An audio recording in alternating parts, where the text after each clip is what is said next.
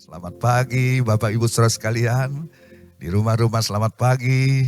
Amin. Kita mencari dan mengutamakan Tuhan. Kita sudah menanggapi morning call. Tuhan membangunkan kita pagi-pagi saudara.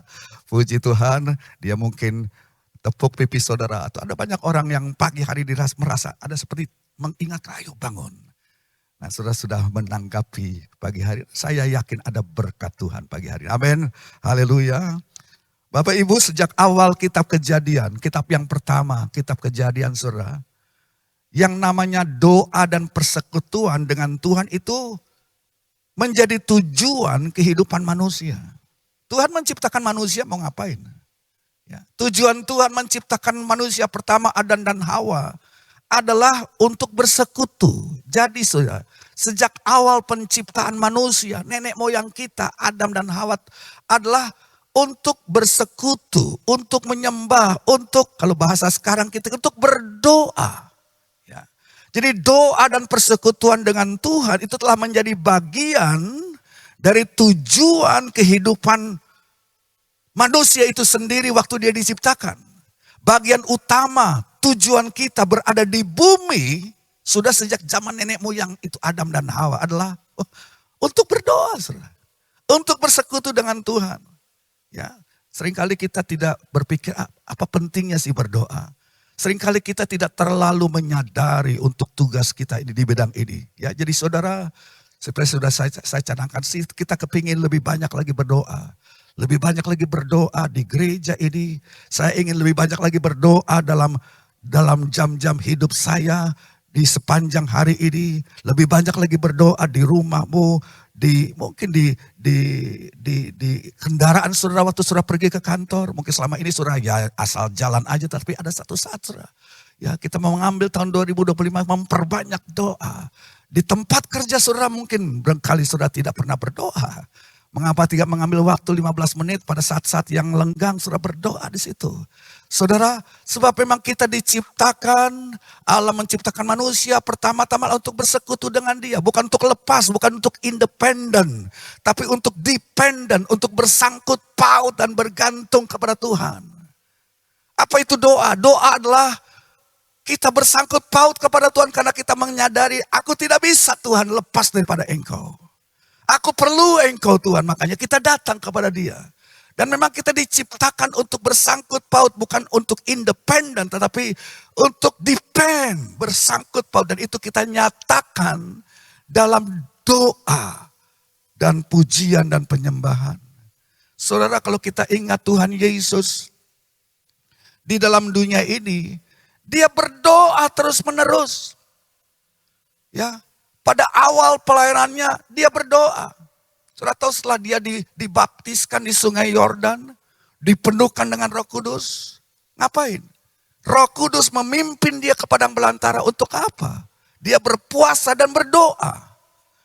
Saudara, kalau anak Allah yang sempurna tanpa dosa waktu dia berinkarnasi jadi manusia, sebelum dia bekerja melayani, dia ambil waktu saudara 40 hari 40 malam di hadirat Tuhan berdoa dan berpuasa dan dia mengalami ujian-ujian di sana.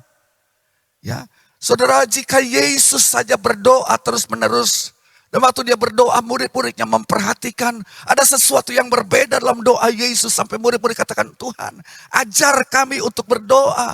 Ajar kami rahasia, karena kami melihat Engkau berdoa berbeda dengan kebanyakan ahli Taurat dan orang Farisi.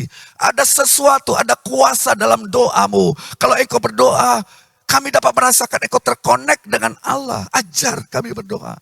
Nah kalau saudara Yesus saja berdoa terus menerus. Kalau Yesus saja berdoa dengan sungguh-sungguh, berdoa dengan berulang-ulang. Di Taman Getsemani sampai 3 kali dia mengulangi doa yang sama. Saudara, berdoa dengan sungguh-sungguh. Ada saatnya dia bangkit berdiri berdoa. Ada saatnya dia berlutut untuk berdoa. Ada saatnya dia terjerembab di hadirat Allah untuk menyembah dan berdoa. Saudara, Tuhan dalam rupa manusia. Sebagai manusia, sebab Yesus 100% manusia walaupun dia juga 100% Allah. Tapi sebagai manusia Dia tahu dia harus bersangkut paut kepada Allah Bapa dalam sorga. Itulah sebabnya doa tidak pernah habis dari hidup Yesus. Pada awal, pada pertengahan, dan pada akhir kehidupannya saudara, dia dapat berdoa dan berdoa. Jadi kalau dia saja Yesus, manusia sempurna tanpa dosa, masih terus sangat bergantung kepada Allah, dan dia nyatakan itu melalui doa. Dia sadar bahwa dia tidak dapat berfungsi, dia tidak dapat efektif di pekerjaannya, dia tidak dapat efektif dan berfungsi dalam pelayanannya yang Bapa telah berikan kepada dia. Tanpa berdoa dia gak berani. Itu anak Allah. Apalagi kita. Itulah sebabnya ya morning call ini mendasari sebelum saudara bikin apa-apa. Selalu melangkah nanti ke tempat pekerjaan atau melakukan apapun. Kita mengambil waktu-waktu yang berharga untuk menggapai sorga. Untuk saudara seperti Yesus mengatakan, Tuhan saya tidak bisa berjalan sendiri, saya perlu Engkau. Saya perlu kehadiran-Mu. Dan saudara berdoa dengan tekun. Yesus bukan cuma 1-2 kali berdoa Senin Kamis, enggak. Dia selalu berdoa. Ya, dia berdiri untuk berdoa, dia berlutut untuk berdoa saudara. Dia berulang-ulangi doa-doanya, itu anak Allah. Saudara tidak salah kalau kita lihat Kejadian pasal 3 di ayat yang ke-8 bagian awal. Kejadian pasal 3 ayat 8a saudara, dikatakan bahwa saudara ya manusia pertama Adam dan Hawa, dikatakan ketika mereka mendengar bunyi langkah Tuhan Allah berjalan-jalan dalam taman itu pada waktu hari sejuk. Ini ayat sangat indah saudara. Ya, inilah sebenarnya keadaan manusia. Pertama diciptakan untuk apa? Mereka tiap hari.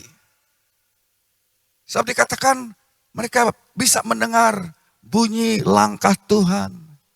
Berjalan-jalan seperti Tuhan lagi santai. Dan mau ambil waktu di taman itu pada hari sejuk.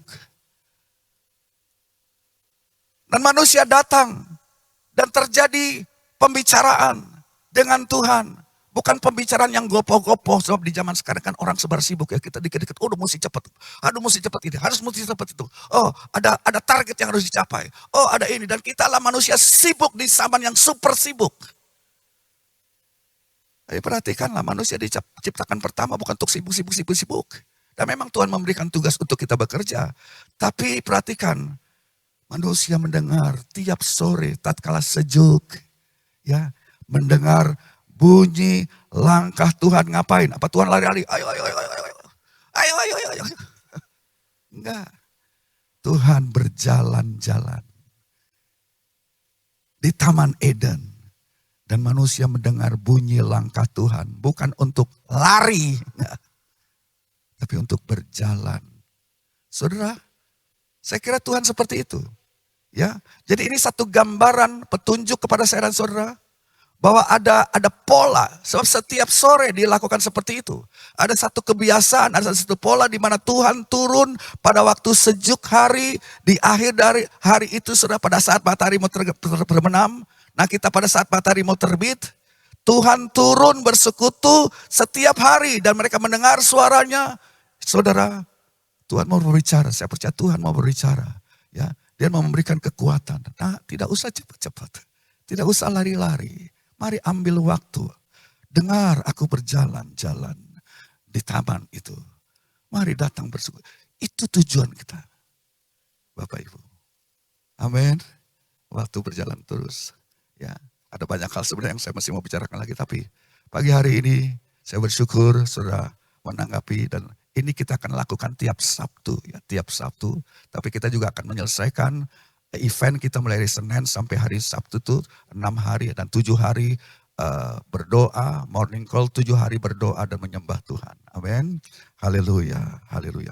Nah, saudara, kebiasaan kami pada hari Sabtu kita akan doakan. Ambil waktu untuk mendoakan kursi-kursi kosong. Insya Allah besok anak-anak Tuhan akan datang, saudara akan datang. Kita doakan kursi-kursi, kita doakan semua alat peralatan yang ada. Mau saudara? Amin. Ayo bangkit berdiri, haleluya.